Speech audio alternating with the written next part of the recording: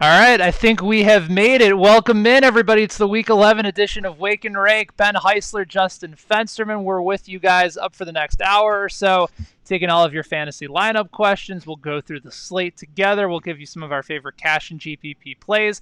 Everything you need to know to get you ready for Week 11, we are here. And Fensty, you know what it's like, when you're moving around locations a little bit. You all right? You got like a little wrist injury? What happened Ben, here? my wrist is hurting so much, and the reason You is be because okay?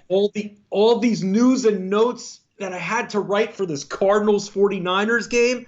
Man, I think I've got arthritis. Listen, man. I got a wife that's got arthritis, man. I know what it's like.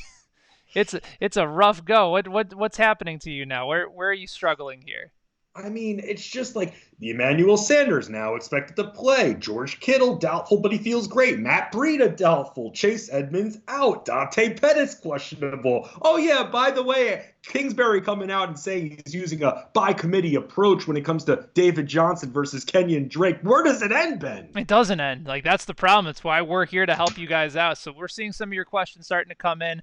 You can find us on Twitter, on Periscope, on YouTube Live, on LinkedIn Live, and of course on Facebook Live as well. We are in a variety of places for you as well. So, okay, all these different injuries coming in. Of all those stories that you've been following and monitoring today, do you think there's one that maybe holds in the highest regard for you, the one that you probably need to pay the most attention to, whether you're building ahead of DFS construction or in your season-long leagues? Which of those injury news do you think is the most important for today? I mean, when it comes to the injury news, again, and I just mentioned from this Cardinals 49ers situation, I mean, think about this, Ben. You spent a first round pick on David Johnson, and you may have to bench him. If you're chasing the points, if you're looking to make the playoffs and you need a little bit more security, that's not where David Johnson is right now, Ben. That's a big problem right there. What a disappointment. And again, because coming into the season, when we were talking about David Johnson and the effects that he could end up having, this is somebody that was probably drafted, 1-5 after Alvin Kamara when he went at 1-4. You're thinking to yourself, okay, Steve Wilkes is the head coach in Arizona. He lasted a year. In that year, they were one of the worst offenses in the NFL, if not the worst, and you still had David Johnson finish as a back-end running back one. So now all of a sudden Cliff Kingsbury comes to town. They're going to run the most offensive plays, the most offensive sets of anybody in the NFL. They're going to go fast. They're going to do speed. They're going to move guys around. And David Johnson got a bunch of opportunities in the passing game, Fensty, but the injuries are starting to mount up with him, and I think it's over for this year. I think Cliff Kingsbury wants to try and decide, okay, let's see what we have in Kenyon Drake. Let's see what we have in Chase Edmonds, and ultimately make our decision and our determination of where we're going to go from this point forward with those guys ahead. A few years ago, and this is maybe 5, 6 years ago, I remember when Joe Webb all of a sudden got quarterback and wide receiver eligibility. Joe Webb. They need to give David Johnson wide receiver eligibility because that's how we're looking at him now. When you watch him run, he's just not explosive. It's kind of like the complaints I had with Sony Michel earlier this year. He just runs and that's it. 2 yards here, tackle. 2 yards here, tackle. And that's why they're not relying on him as much. That explosiveness he doesn't have. He needs that wide receiver eligibility because that's what we're reliant on now. Catching passes, Ben. Yeah, up until that awful game and awful performance last week where he ended up getting benched in the fourth quarter, the target share for David Johnson was flat out terrific. Like, I know he missed about 2-3 games in the middle, missed those games against San Francisco, New Orleans, and the Giants. Or I'm sorry, no, he had one carry for 2 yards in that game against the Giants. That was the game he left. But that was the game, Ben, where we lost all faith in beat writers and reporters because that's when all of a sudden the Arizona Cardinals website comes out partway through the game and goes, oh, yeah, by the way, Kingsbury said David Johnson will be used in emergency situations. Yeah, I don't. That should have been brought to our attention yesterday. Fensty, I'm not blaming the reporters on that one. I think that was media secrecy. I'm blaming them, Ben. I'm blaming them. They're reporting on the team. I know no one cares about fantasy in that realm, but at the same time, we need to know just from the game standpoint, these kind of situations. What are they doing their jobs for then at that point? No, I think the Cardinals coaching staff was lying about when Kingsbury said it'll be in emergency situations. That would have been reported. Wow. At least from my perspective. Wow. I think they are lying, my friend. I think they are lying. But in those 4 games, David Johnson against Carolina had 9 targets in the passing game, 6 catches. The following week against Seattle, 11 targets on 8 catches. Five targets on 3 catches at Cincinnati, and then 8 targets on 6 catches against the Falcons. So every indication going into the game against Tampa Bay, and part of the reason that he was one of my favorite sleepers of the week, was that he was catching the ball a ton. And you don't want to run on Tampa Bay, Fensty. You want to catch passes in the middle of the field. They're a funnel defense. So I thought it made all the sense in the world to be able to move that forward and to be able to have David Johnson at 5,700 last week on DraftKings. And it didn't work out. So you sort of wash your hands and you move on from that point. But yeah, it's really disappointing. And I think for anybody that had David Johnson going into the start of the season, yeah, you have to be able to adjust at this point and really move forward.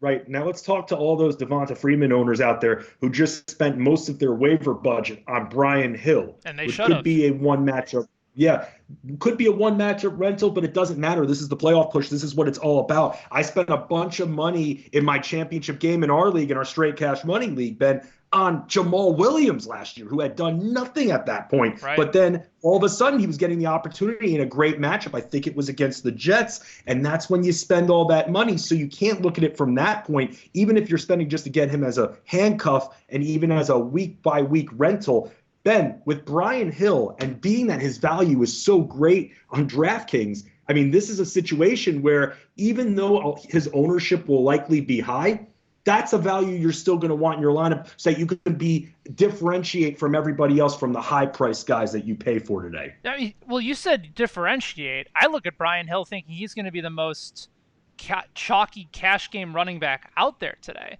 And I agree, but with the price point, Ben, I mean, do you just because of that, do you stay off the guy in a great matchup against Carolina? No. I'm all over him today. Like I'm all over him, especially if you're playing in cash. I'm all over him. I'm all over. This desk is gonna kill me. By the way, for those of you that are trying to figure out what's going on, like why I look like I'm deathly ill, this is lighting. I'm in my basement. At home, I've since moved out of the office that I typically used to record in. Yeah, well, this thing's just not going to work. We'll figure it out. This is we're figuring this out as we go over the course of today. We do have lots of questions coming in. The game plan sometimes changes, Ben, and we adjust to that game plan and we win that game. We have to, yeah. At some point, it sort of leaves you no other choice. So I see questions coming in from Sam, from Andrew, from Corey. Mimsy's checking in this week. PD Dubs as usual. But let's start our run around and help our good friends out today with our question from our buddy Seth, who was watching on Periscope Live today.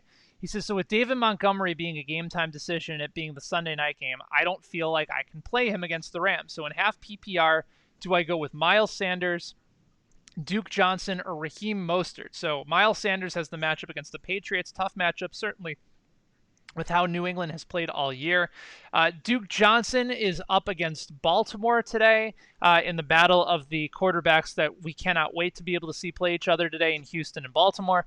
Raheem Mostert going up against the best matchup of the day of those 3 running backs, Fensty, for San Francisco against Arizona. He's in that backup role in the Matt Breida role today. And when Raheem Mostert has been asked to play, he's been fairly consistent. So of those 3 guys, Fensty, in a half-point PPR, where are you going this week? I'm actually looking up right now as we're talking live stream right here for this. I'm making sure that Raheem Mostert is fully healthy before I answer that question. Right now, I'm still seeing the questionable tag with him. Okay. So that's something that you're going to have to watch out for. So here's the thing with Miles Sanders, and this is something you asked about impactful injuries, and this is a great question to start with here. Jordan Howard, it's looking like from the reports I've seen this morning that he's not going to play. Correct. So, yes, that puts Miles Sanders, who's also pretty dependent on those receptions as well, puts him in a good spot. However, Jay Ajayi, who the Eagles just re-signed, he is expected to be active today, Ben, because Sproles is done. They need somebody else out there. It makes me wonder if he's going to be active, even though only getting a couple days reps, if that's somehow going to put him in this game, make some kind of impact then. Do you worry? See, to me, the play is Sanders, unless you think Ajayi is going to vulture him at the goal line. Is that a concern for you? I mean, it is valid. He's active. It's a minor concern. But again, him being active in the passing game and the Eagles having their own injuries at this point, we're talking Jordan Matthews at this point for their receiving core. No Alshon Jeffrey. Yeah, big eye roll right there, a guy you can't really rely on. But because of that, and because I view Sanders as more of that kind of receiver, pass-catching running back, I give him a little bit more weight. I'm going to stick with Sanders, even though Jay Ajayi is certainly on my mind. As you can tell. Sanders is my guy as well. I'm not as concerned about Ajayi as maybe you are. I think Sanders has established himself in this offense, and I think especially without Jordan Howard, I think they're looking at it as them saying, okay, now he's ready for the situation. Let's go ahead and give him upwards of 15 to 20 touches in this game, and I think they will. From Sam, and again, questions coming in. We see Andrew and Corey and Mimsy and Petey Dubs, Fusion V, who's got a Breeze Brady quarterback toss-up. We'll get to all of you guys in just a second. That's a great question for today. From Sam C, David Montgomery or James White in a half-point PPR? I think right now, Fensty, because we don't know the status of David Montgomery, and I do like him if he plays tonight, but I've been saying from all week long that I think this is a James White week. Against Philadelphia's front seven, that they're not going to use him in typical running back fashion, that Tom Brady is going to target James White upwards of 6 to 10 times in the passing game on almost an every regular season game basis. To me, it's James White, and I'm not looking back with it. No, I agree with you. And what's good about this situation is for the person that asked the question is you have a little bit more time than normal to figure that situation out. You're just going to have to make sure you're sticking with that lineup, especially if you really want to play Montgomery. You have until the 4 o'clock hour to figure that out. So you have a little bit of time there to swap out if you need. But I'm still with you with James White here. I mean, again, attacking the Eagles secondary, it's just so much fun. We can make so much money off of it. James White's the perfect catalyst for that. I think it's a fantastic play today. And again, like just because of how versatile and the way they continue to move him, like it's a terrible matchup for Sony Michel.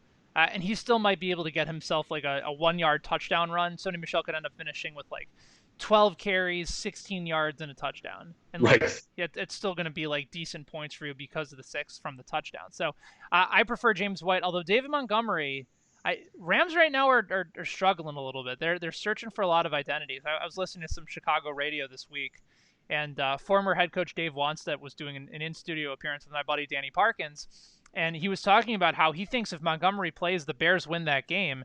The Rams right now have nothing on the offensive side of the ball working for them. They have 3 offensive linemen missing. Jared Goff is already getting paid $110 million, and he's fumbled the ball 16 times in the last year. Like, it's pretty remarkable considering where Jared Goff has fallen on the quarterback spectrum.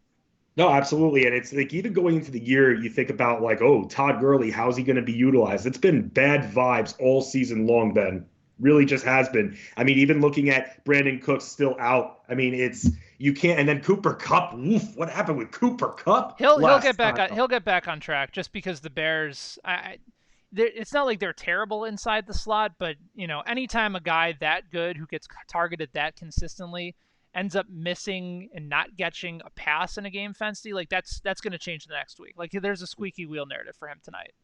Right. I mean, there's a reason that this total right now is 40, Ben. It's one of the lowest totals on the day. It's hard to trust, and especially with that Montgomery injury. I mean, if he ends up being activated, that line will move up, I'm sure, a couple of points. Listen, I am a Bears fan, and even I'm disappointed that Houston and Baltimore was not flexed to the evening game. Right. That would have been the perfect Sunday night game with Sean Watson against Lamar Jackson. That would have been amazing. Nobody wants to see Bears versus Rams. Sorry, they don't. Mitchell Trubisky in prime time is I don't want to talk about it. No, not at all, Ben. You can't trust that guy. Come on. Watch Trubisky like throw for 350 and 4 touchdowns today, and then I still think he sucks, but it'll be nice. By the way, I think I just realized that I didn't set my season-long daily fantasy lineup for basketball yesterday, and I think James Harden didn't play. 49 points on 41 shots. There you go. Yep. You know why? Because Russell Westbrook was out. Because of rest? Ugh. It's modern-day NBA, Fensty. You got to embrace it. I hate it. Stop resting DeJounte Murray. Stop resting Russell Westbrook. Why? By the way, the Sunday after Thanksgiving, I don't know. I was thinking about maybe taking this show off for load management. You think you can cover and just do the full show without me? No, I don't know, man. I've been really feeling it lately. Maybe if your desk falls on your head, then could happen. But that's I'm not anticipating that happening, All Ben. right, fair No enough. load management here. Come on. Okay, all right. I'll fight through it. I know that I'm getting paid an egregious amount of money to do this show. And listen, this is what the fans show up to see, so we'll make this work. From Andrew on Periscope Live, Kenyon Drake or Miles Sanders in PPR? Once again, another Miles Sanders question coming in, but Kenyon Drake starting to be the feature back in Arizona, but it's a tough matchup today, Fensty, against San Francisco. So do you think because of the lack of competition in the backfield for the Eagles, you think Sanders would be that safer play, assuming that Jordan Howard is out? Um, I mean, you're going up against two really tough defenses, right? Like Right. it sort of feels to me that I'm not like either one. It's not like anyone has a massive advantage in the matchup for this week. I'm still more likely to go Miles Sanders, just because I feel like I know for a fact he'll be the feature back today. But you're right. Like you talked about Ajayi potentially playing a role, and we'll see what happens. I mean, David Johnson is still getting projections in this game. I think I'm more likely to go with Sanders for now in this matchup, even though Arizona played San Francisco well the last time these two teams played on that Thursday night game. Right. No, and I'm with you on there. And let me just say this as well. Even though the Patriots are good defensively against running backs, they're not what they were earlier this year. No, they've struggled against running backs the last few games. Right. And I'm just even seeing them, even looking, and this is like, again, part of my prep for this, even looking to see the change and how much they've gone down in terms of yards per game on the ground. I mean, they were number one for a long time. Now, just by looking here, they're number 11, number 12. They're not the same team they were earlier this year. Okay. All right. So that's, again, an opportunity for a mismatch here. So, Andrew, in this case, I think we're going to go with Miles Sanders in this particular matchup. Mimsy is checking in on YouTube Live. Hello, Mimsy. Says, hi, guys. Two questions. Well, there's Ross Dwelly or Eric Ebron and Devin Singletary or Austin Eckler, both for full point PPR.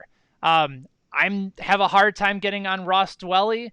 So I'd probably prefer Eric Ebron in this situation, but it also helps that T.Y. Hilton is still out, Paris Campbell is still hurt, so somebody's got to get targeted, and that makes both Doyle and Ebron decent, intriguing plays today, especially from the daily angle as well. Yeah, so I prefer Ebron in that matchup. I'm going through his game log over the last few weeks. Eric Ebron had 12 targets last week, had 5 catches, and even though he's not playing a ton of the snaps, he had by far and away the most total snaps out of any time over the course of the season. So I think he's starting to trend actually in the right direction here. So I prefer Eric Ebron. From the running back spot, an intriguing one with Devin Singletary for Buffalo, who's actually one of my favorite sleepers of the week, or Austin Eckler in a great matchup on Monday night against Kansas City. To me, I think Singletary is probably the guy that I prefer because right now Melvin Gordon, Fensty, is starting to look like the Melvin Gordon of old. The last 3 weeks, he's had about 4 touchdowns. He's averaging around 4 yards per carry. They're using him more in the passing game. Singletary still remains the lead back, even though they're not giving him a ton of carries. But I think this is an ideal matchup to really run him into the ground against Miami.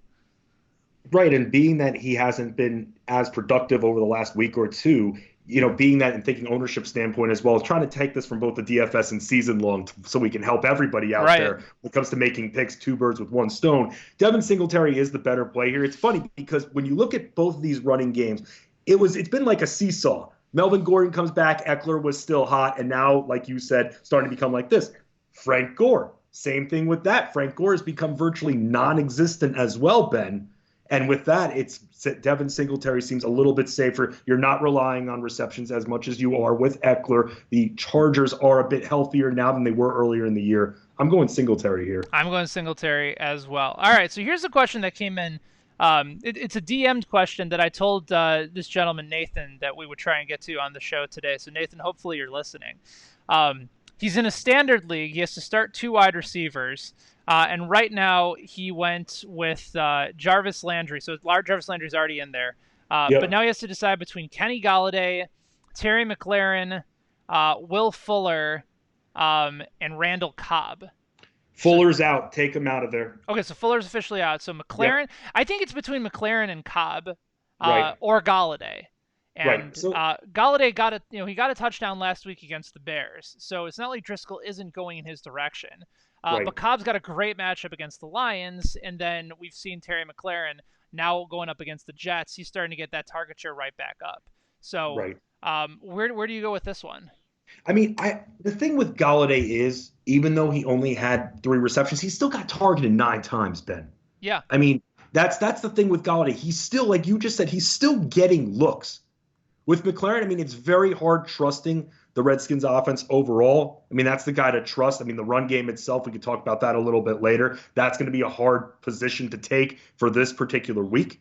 Okay. But at the end of the day, Fuller is out, and I mean, it's hard for me still, even with Driscoll under center, didn't look terrible. It's still hard for me to bench Kenny Galladay there. Yeah, I think so too. But I think McLaurin is in a really interesting role.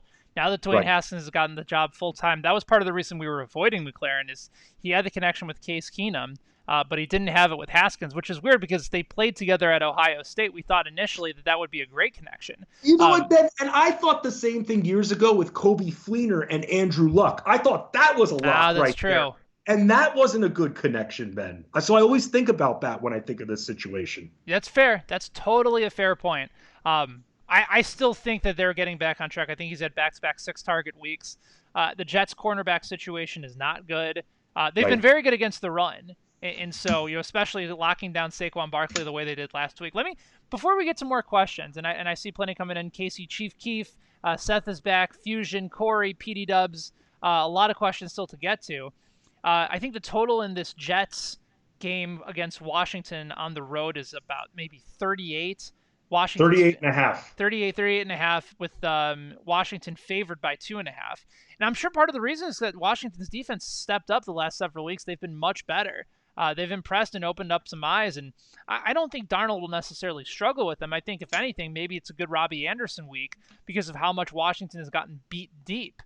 But having said that, it's been Crowder that's been the primary guy. We've seen Le'Veon continue to try and get some opportunities and volume in this offense.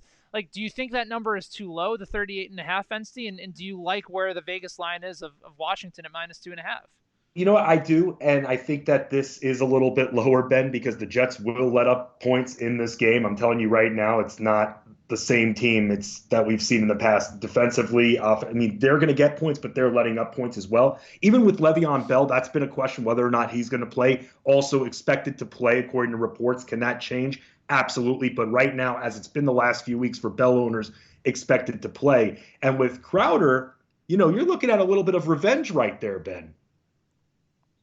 That's true. Yeah, you do have the revenge factor game for Jamison Crowder. We want to make it Robbie Anderson weeks, but when you watch the Jets, it just seems so easy for Darnold to connect with Crowder. Maybe it's just less coverage, but that's all going to change now that he keeps getting catches in the middle of the field where Robbie Anderson's your strict deep threat, Ben.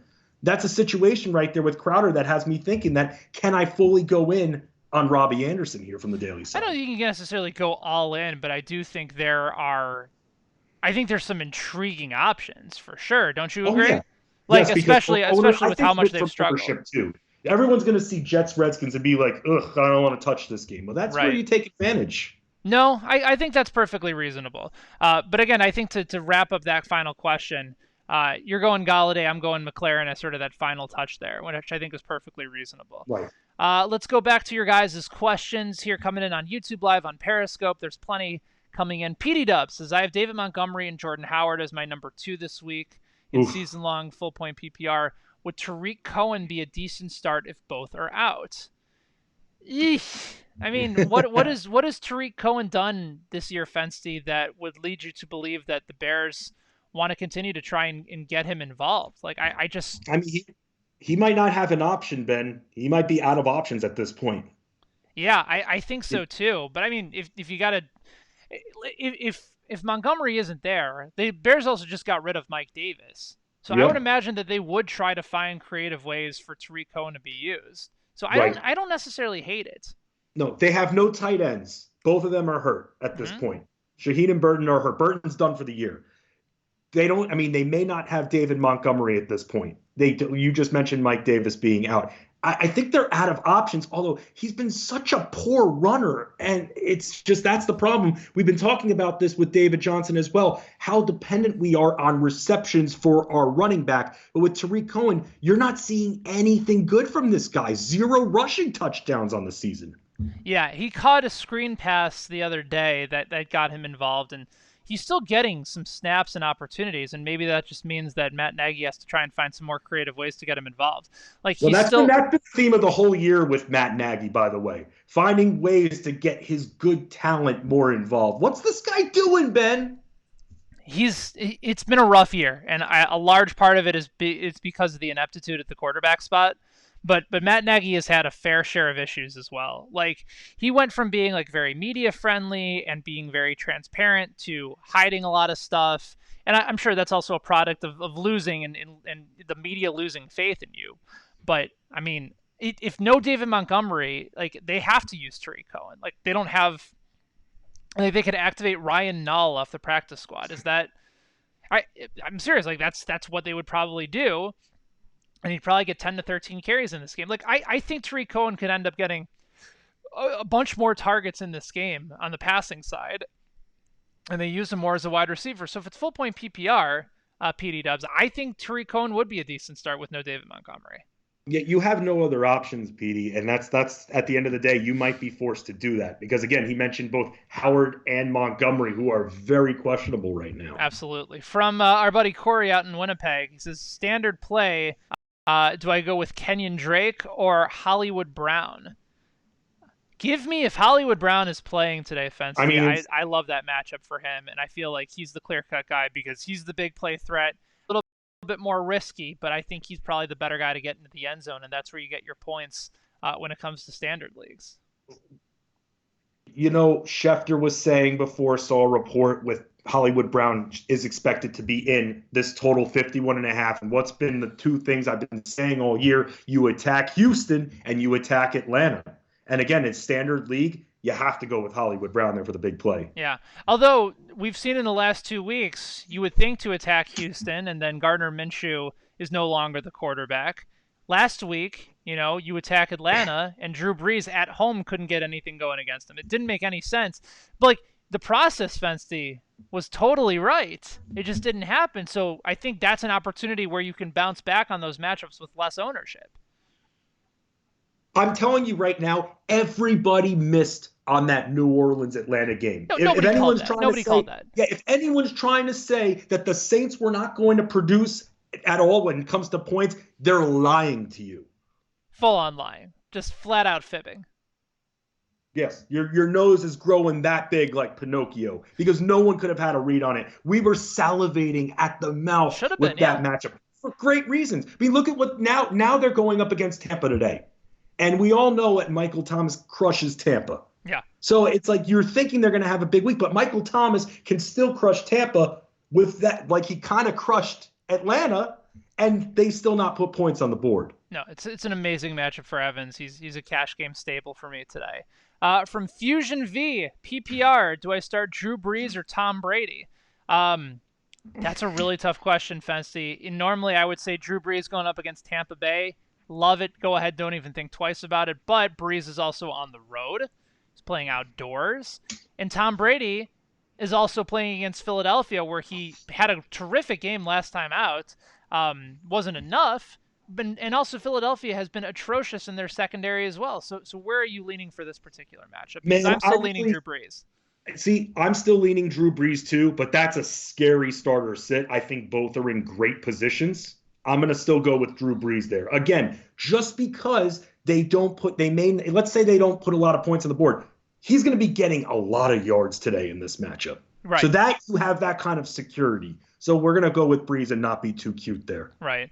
Michael Thomas is $9,900 this week on DraftKings. He is $1,200 more than Tyreek Hill. He is $1,600 more than DeAndre Hopkins. Would you spend up in cash for Michael Thomas today?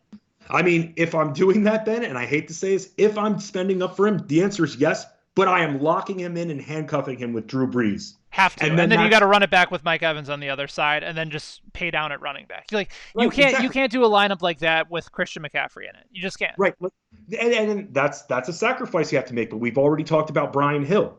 We've already talked about Miles Sanders. These are $4,100 this very cheap today. I hate to say this, but if you really have to go stars and scrubs, Tariq Cohen, who we've also mentioned, that's how you balance out the rest of your lineup. Tariq Cohen is $4,400 in the Sunday night matchup against the Rams this week. So you're right. If you're playing a full day, all day Sunday slate, then that's certainly one way to go. Miles Sanders, Ben, is 4,100. That's what makes me confident in getting Breeze and Thomas in that same lineup. By the way, if we're looking in that same sort of Brian Hill pool, Damian Williams, if you're doing a full Sunday Monday slate, is only 5,300 for KC against the Chargers, and the Chargers have been getting gashed in the running game lately, too. Yes, but there's a problem, Ben. He is traveling with the team, but he may not play, and they're citing personal reasons. So here's the thing. Personal reasons, but he's still traveling with the team. That's a very murky situation. I agree. I'm saying if he's active and ready to go, then that price point on him isn't terrible. Like I don't mind that one bit. But the problem is you may, because of this situation, and maybe I'm reading too much into it, but because of that situation, you're forced to go showdown. How do you put this guy in your lineups when he's on Monday night and he's that questionable? Again, personal issues, you would think he's not with the team, but he's traveling with the team. Well, Adam Teicher, who covers the Chiefs for ESPN, said that he missed the last two practices for personal reasons, but does say in the tweet he will play Monday night against the Chargers. Okay. So right. I've known Adam for a long time. I feel like his sourcing would be correct on this one. So I am saying that based off of Adam's reporting that Damian Williams should be good to go. Let's continue to answer your guys' questions. We got about 20 minutes left here on Wake and Rake with myself, Benny Heis, and my good buddy Justin Fensterman from SiriusXM Fantasy Sports Radio and FantasyAlarm.com. One more coming in from Seth. He says, do I go in my other half-point PPR league between Devin Singletary or Miles Sanders this week? To me, again, Singletary's better matchup. I trust his volume even more. I probably prefer him. Again, we talked about this before, too, with Frank Gore being pretty much non-existent now. That seesaw has definitely switched sides there and going with Singletary. Okay, so Singletary is the play, Seth, and we wish you the best of luck. From KC Chief Keef, and we see questions coming in from Michael, from another one from PD Dubs, Jack, and Edit718 is coming in as well. But KC Chief Keef, half-point PPR, Kenny Golladay or Cortland Sutton today? Both of them have tough matchups. Golladay is going up against Dallas. Cortland Sutton on the road at Minnesota. They both don't have ideal options, Fensty, throwing him the football. So I think in this particular situation, I've already seen it for a week with Kenny Golladay. And yes, I've seen it for a week with Denver as well, but I think I prefer Golladay to Sutton in this matchup. Yeah, again, we're chasing targets at this point, and it's not a great matchup for the Broncos. And that total very, very low, by the way, at 40.5. And also, something else I have to just mention to you, Ben, and this is where reality kind of mixes in with fantasy. I've been reading reports over the last day or two that Vic Fangio apparently is in isolation mode right now, and there's a lot of internal problems. Well, that's a problem. Yes, and I'm talking player and coach relationship problems right there. Now, how can that translate on the field? I mean, thinking about the Broncos, your players can just give up on you if they don't believe in you as a coach. So that, to me, from the reality standpoint, seeps right into the fantasy there. But again, with Golladay, even though he only had 3 receptions, he still got targeted 9 times. They're going to keep going after him. I think so, too. And I think that's probably the right play. From Michael over watching on YouTube Live today, tight end toss-up between Ross Dwelly or Jason Witten today. Witten going up against the Lions in their 31st pass-ranked secondary. I mean, I think Witten will get targeted a lot in this matchup. I think he's been targeted way more than I initially anticipated all year, Fensty. You know what, Ben? I actually took a flyer on him in multiple leagues because I'm a tight end streamer. I don't pay up for tight end, never have, never will. But now Jason Witten paying a few dividends now. Jason Witten is, in the last 4 weeks, 7 targets against the Jets, 4 targets against the Eagles, 9 targets against the Giants, and 5 targets against Minnesota. Like, he's not winning you a league. Let's make one thing very clear, but he's also not losing you a league. You'd much rather have had Jason Witten than O.J. Howard, and think about where O.J. Howard was going in leagues this year. And people might be going back on the O.J. Howard train, Fensty, considering that all of a sudden he's starting to see a little bit more volume. Right. And you're right about that. And again, that's the difference between picking your tight end in the 4th round versus the 12th, 13th round. Or even at all. Jason Witten might have been sitting on the waiver wire for you. I guess it depends on the league.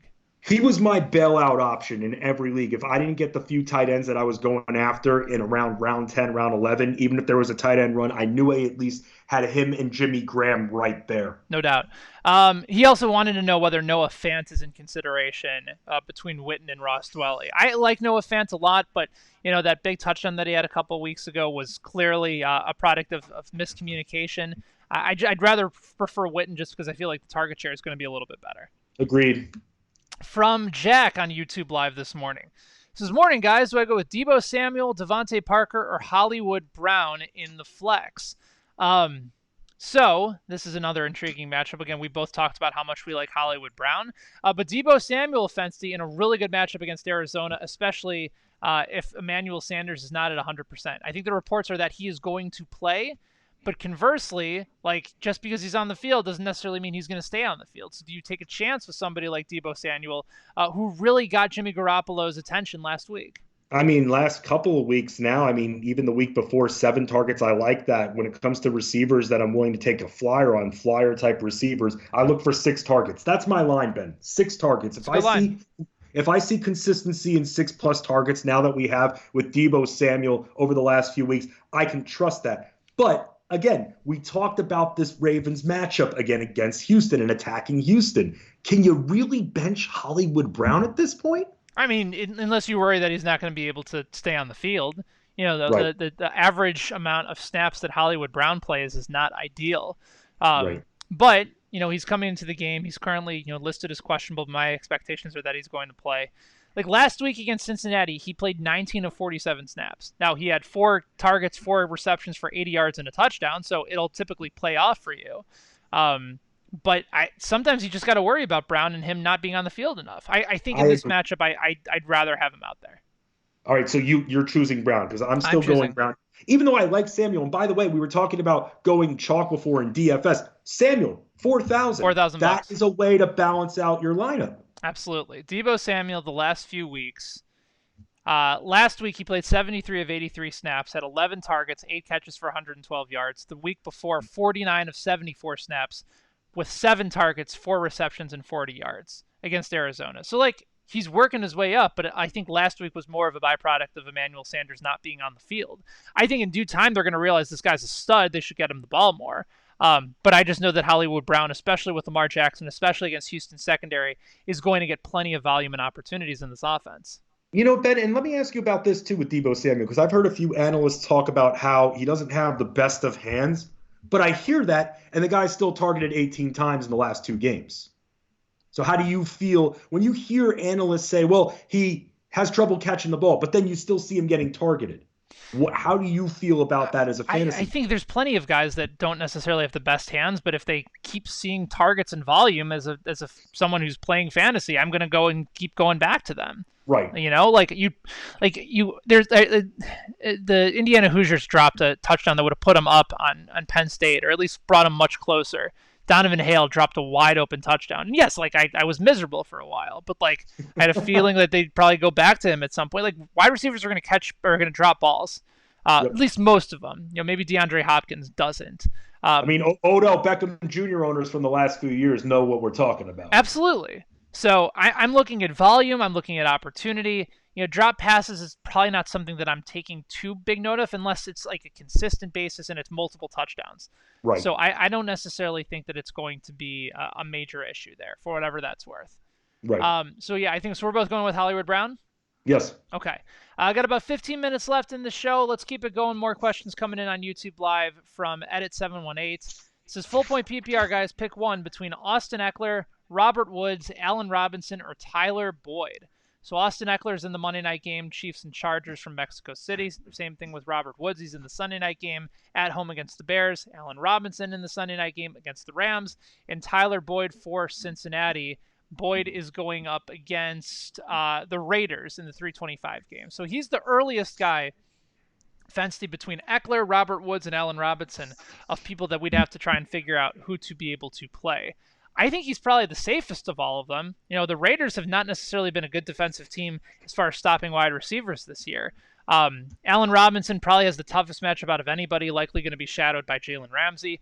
Austin Eckler has a great matchup, but he's also the number 2 option, and Robert Woods has to go up against a good Bears corner, either in Prince Amukamara or Kyle Fuller. So I'm more likely to go with Tyler Boyd in this matchup. Yeah, you know, it just seems like the lesser of all evils here in this situation. Again, you talk about competition and the shadowing that Allen Robinson is going to get. I mean, even if David Montgomery plays, that he'll still get shadowed a good amount. So with that, you want to go with someone who has the best chance of getting most openness with their targets. And that to me is Tyler Boyd, Yeah. even though I don't love it. No, Boyd hasn't done anything overwhelming all year. You just know that he's going to see a bunch of volume in this offense, and Cincinnati needs something. Tyler Boyd has had no less than 6 targets all season long. He only has 1 touchdown, but he's a fairly reliable option.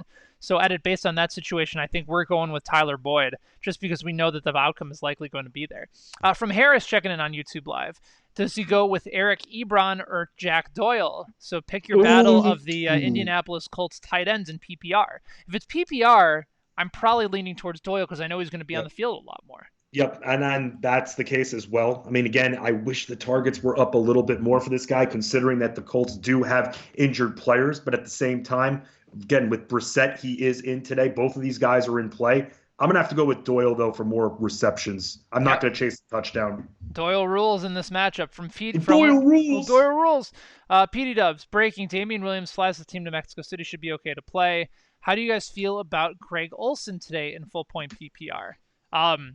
Listen, anytime you're going up against the Falcons and the Falcons are on the road, with the exception of last week, clearly against New Orleans, I'm all about going up against Falcons this week. Greg Olsen finally got himself back with a big game last week, had 10 targets, 8 catches for 98 yards against the Green Bay Packers in the loss. I want to talk to you about this game, Fensty, too, in a second, but I have no problem playing Greg Olsen today. I think all those guys are certainly in play today. And again, this is a good way to get a little bit of a cheaper stack out of it. First of all, I mean, I love DJ Moore. I mean, yes, Olsen. To answer that, put a bow on that. Yes, you can trust Greg Olsen. Olsen is actually, let me cut you off for a second.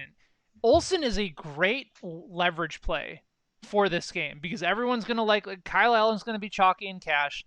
Christian McCaffrey's going to be chalky in cash. DJ Moore is going to be chalky. Curtis Samuel, not as chalky, but still popular.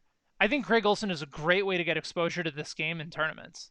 Yes. I really like that play. If I'm looking to mini stack this game, if I'm not going to go with Kyle Allen, most of the time with the quarterback I'm starting, I will have one of his teammates in there so I could double down. Yeah. But with Greg Olsen in this situation, in this messed up tight end spot that we're dealing with, he's one of the safer options. And by the way, we'll say this, for daily, 3,900? It's a great play. Wow.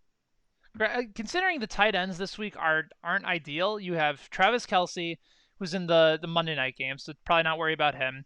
Hunter Henry after that at 5,700, also in the Monday night game. Then it's Zach Ertz at 5,000. Darren Waller against a terrible Cincinnati defense at 5,500. Mark Andrews at 6,100 for Baltimore. And then you have guys like Greg Olsen at 3,900. Jared Cook is going to be an intriguing play at 4,400.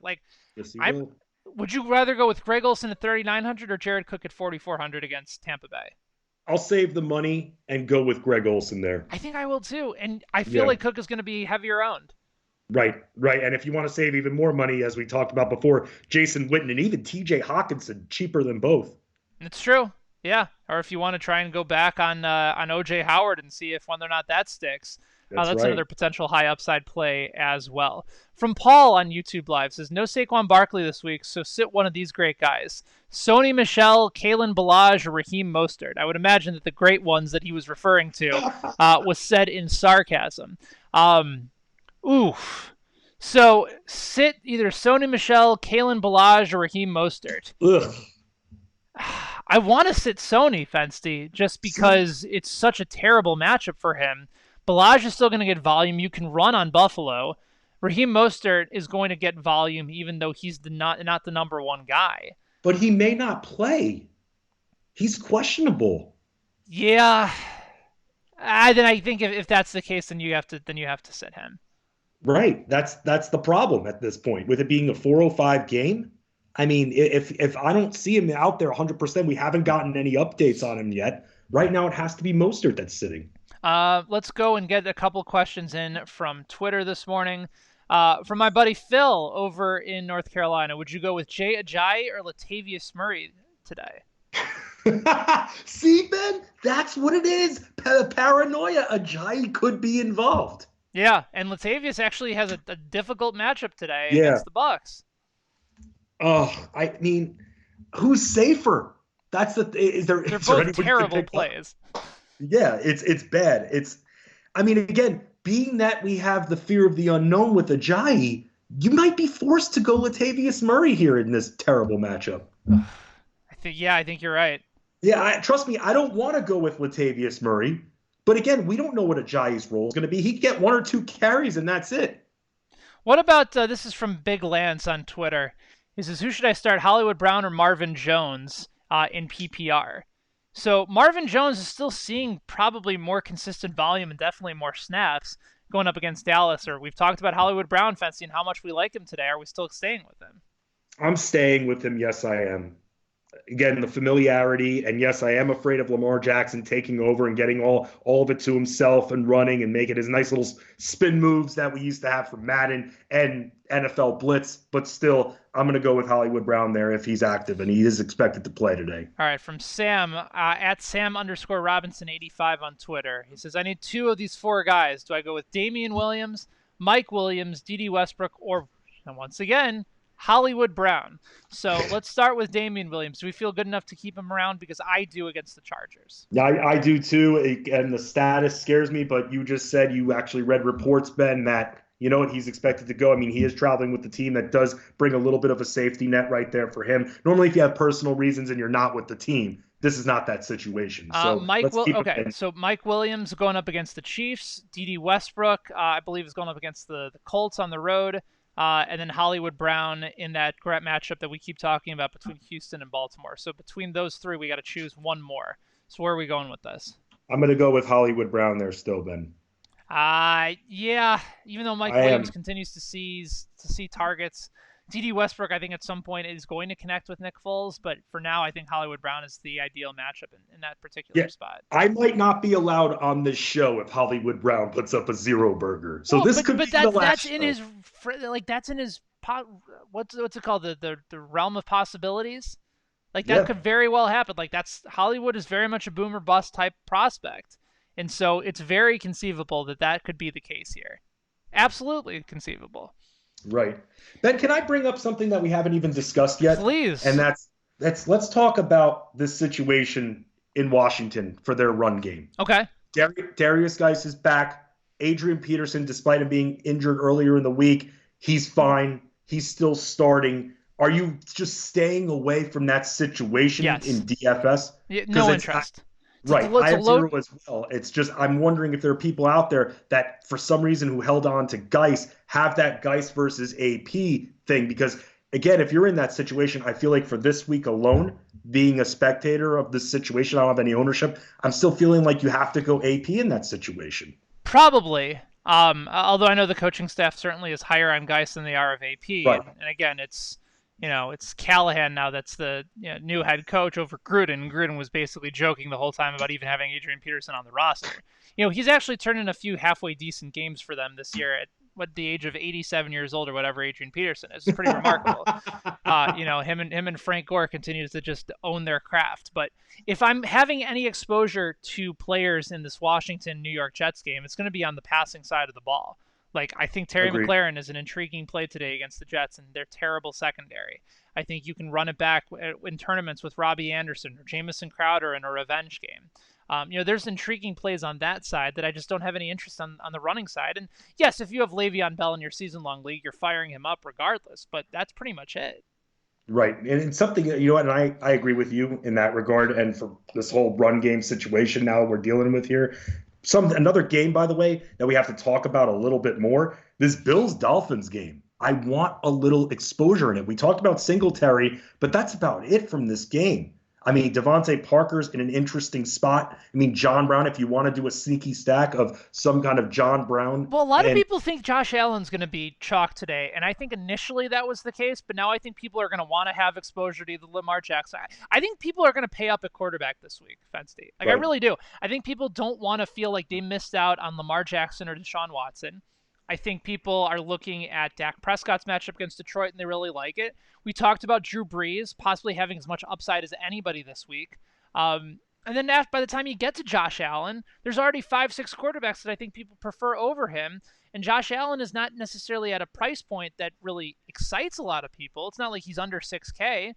After Lamar, after Deshaun, after Dak, after Drew Brees, after Jameis Winston, Kyle Allen is probably going to be really chalky as well as the cheap quarterback option this week. I think Josh Allen, as crazy as it sounds, with a matchup against Miami, might be sub 10% owned in the Millie Maker today. That's a good sign right there, Ben. I mean, again, we can't ignore the fact that these teams are playing the Dolphins, and again, these teams will put up numbers against this said team. So with that, again, I'm trying to just think of a way to be a little bit different because, like, you're right. You mentioned some of the quarterbacks you just mentioned are some of the highest totals. These are 50 points and over right there. You talk about Texans, Ravens, and Saints, Bucks. You mentioned all four quarterbacks there. And just going back and looking at what Josh Allen did against Miami, I mean, he still had a pretty nice day against them in week 7. Yeah, he had 21.6 or 21.2 DraftKings points. Right. Completed 16 of 26 passes. He also, let's see, he only ran 4 times, but ran for 32 yards. So it's not a bad matchup at all for Josh Allen. And again, I just think people like to chase where the action is. Like, Right. the action is going to be in Carolina against Atlanta. It's going to be Baltimore and Houston. It's going to be New Orleans and Tampa Bay. Dak Prescott on the road at Detroit, and the Lions have been terrible. Like, where you're going to get low ownership this week is probably with Tom Brady against Philadelphia, which is a good matchup for him. Josh Allen, Buffalo at Miami. Maybe Derek Carr, but I don't necessarily. It's a good matchup for him, but I feel like it's going to be the Josh Jacobs show. Right. How do you feel about Matt Ryan on the road at Carolina? This is a crazy stat that it's going to be Matt Ryan's first outdoor game all season long. But most weeks, Matt Ryan, with the exception of the last 2 weeks, is throwing for over 300 yards. He's throwing for multiple touchdowns. He had 2 touchdowns last week. I mean, are you looking at Matt Ryan and saying, like, this is a legit guy that I feel comfortable starting this week against Carolina? Because Carolina's had all sorts of issues on the defensive side, but mostly it's usually against the run. That's why Brian Hill's in play. High total, I like it very much. Again, we mentioned Brian Hill being there, but also if I'm going with Matt Ryan, once again, I'm going to try to double down and maybe go with a Calvin Ridley. I mean, again, you don't have Austin Hooper out there, so there are going to be more targets to go around. So if I go with Matt Ryan in daily, I'll probably end up stacking him there, or handcuffing him rather, with Calvin Ridley. What about Jimmy Garoppolo this week? I know he didn't necessarily impress a lot of people. Maybe Kyler Murray on the other side of that Arizona-San Francisco game. I think both those guys could be tremendous leverage plays this week. Garoppolo has the ability to throw for 3-4 touchdowns, and against Arizona, you can do it. Versus Kyler Murray on the other side, he had a good game against San Francisco. He's always a threat to run. What do you think of those guys in tournaments? Again, difference makers, and that's, again, being different in these tournaments. That's what's going to get you that title and allow you to spend up at other positions, get a guy like Michael Thomas in there. Looking at Jimmy Garoppolo, though, I just need the confirmation of which receivers are in and out. That's the big thing. When it comes to Sanders, it's looking like he'll play. So I'm fine with Garoppolo. We've been attacking the Cardinals all season long. It's a joke. We're getting Ross Dwelly questions for that reason, Ben. You're right.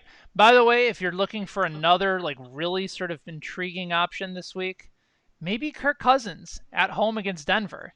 The Broncos secondary is not what they used to be. You talked about the infighting right now going on with Vic Fangio. Cousins is very, very good at home. I'm not sure about the status of Adam Thielen.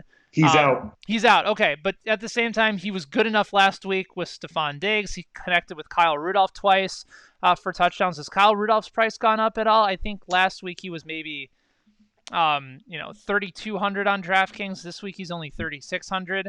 A guy that's getting plenty of volume in the red zone. He's had 5 targets in back-to-back games, including 4 touchdowns in his last 4 games. Maybe a Kirk Cousins, Kyle Rudolph stack in this game could possibly be a way to really get contrarian and go and be different this week.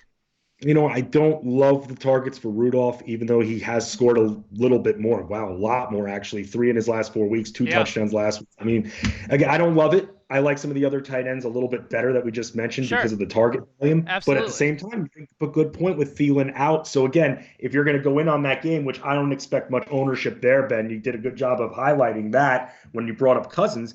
Then you have to double down. Might as well get double the points. Exactly. All right, Fensty, before we say goodbye, where can people listen to you? Where can they find your outstanding work each and every day? On Twitter at Fensty Sports, also fantasyalarm.com. Football and basketball needs as well. There are other sports, Ben, believe it or not, going on. And also on SiriusXM Fantasy Sports Radio, Fantasy Sports Today, every single Saturday, 3 to 5 p.m. Eastern Time. Cannot wait for that. Thank you guys for watching. As always, for hanging out with both of us. We'll be back next Sunday, breaking it down for Week 12. And then all of a sudden, Fensty, for some people, the playoffs begin in Week 13. It's a very important time for people to be able to get their lineup set and corrected and get ready as the season rolls on. So, for Fensty, I'm Heis. Thank you guys for watching, for participating, for being a part of the show. We will see you again next Sunday on Wake and Rake. Be good.